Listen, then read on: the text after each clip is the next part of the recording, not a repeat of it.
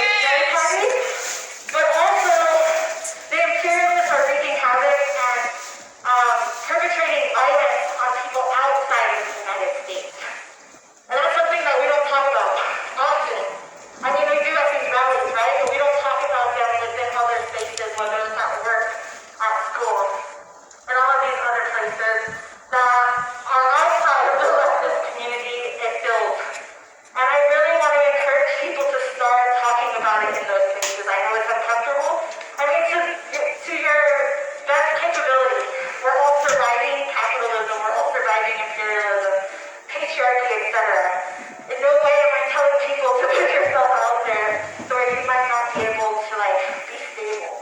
But challenge the people in your life. Challenge your racist uncle.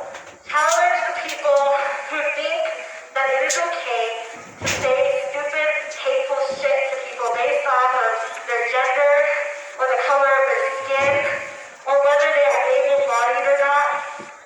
It's really important that we understand the violence that is being perpetrated on our communities as a whole and not just bits and pieces of it. So yes, let's fucking abolish the police. Yes, that's necessary. But then what are we going to build? And what are we going to do as an alternative action? That's what is also very important. What work are you all doing now within your communities, but also within the spaces that you're organizing in, to make sure that when we abolish the police, there's going to be a mechanism in place to support our community? Because the reality is violence isn't going to stop. That's And right. this is something that people talk about all the time. Yeah, it's like, fuck the police, get rid of the police. But what are we going to build after that? And it's not going to be more policing, because we know that doesn't work. We're going to invest in systems of care, systems that we need. We know why people perpetrate violence. We know that the reason that they do perpetuate harm oftentimes is because they don't have the support systems that they need.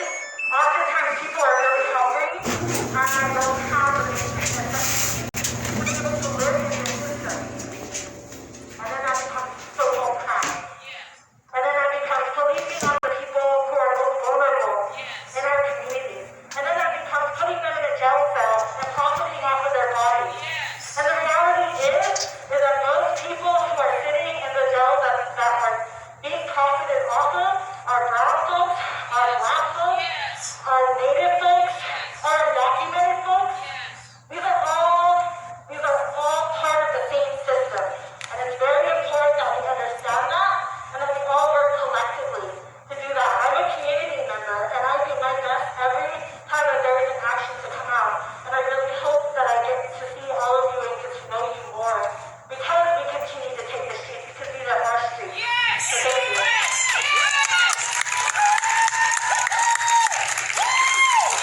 So much, Hope. You couldn't have said it better. These are our streets. Next up, we have Zachariah from ACC. Welcome.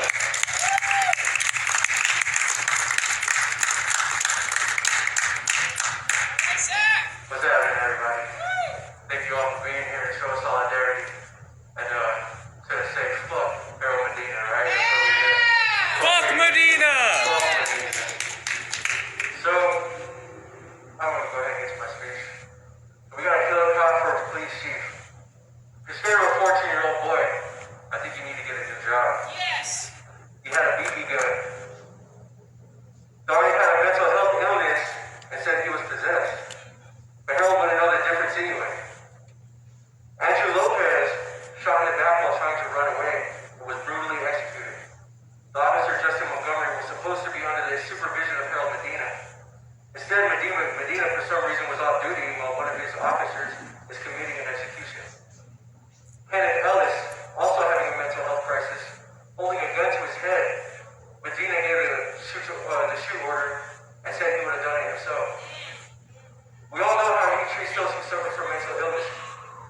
Has he gave a statement for Plot Tribunal yet? I don't think so. I haven't heard one.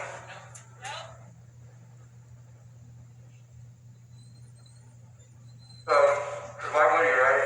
And why don't reforms work? Because killers like him charged with protecting your families, your kids, brothers, and sisters. There was an attack on the Asian community this week. That chief said that the shooter was just having a bad day, and he did this. He had a bad day, murdered people, and was taken in alive.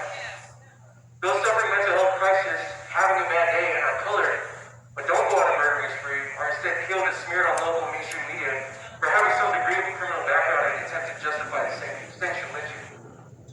Seems to be the case for Harold Medina and APD as a whole, and I'm not having that shit. I don't think anybody should. If you want to sit here and pander to the police and claim that reforms work, I think you're wrong, and I think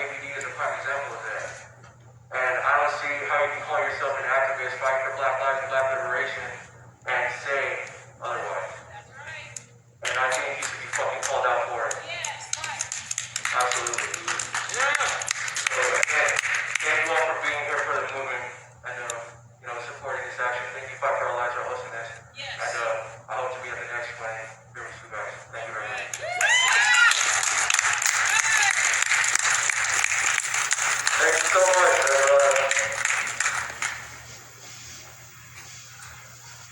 This is not a struggle of one people. That's right. This is not brown liberation and black liberation and AAPI liberation. This is for everyone.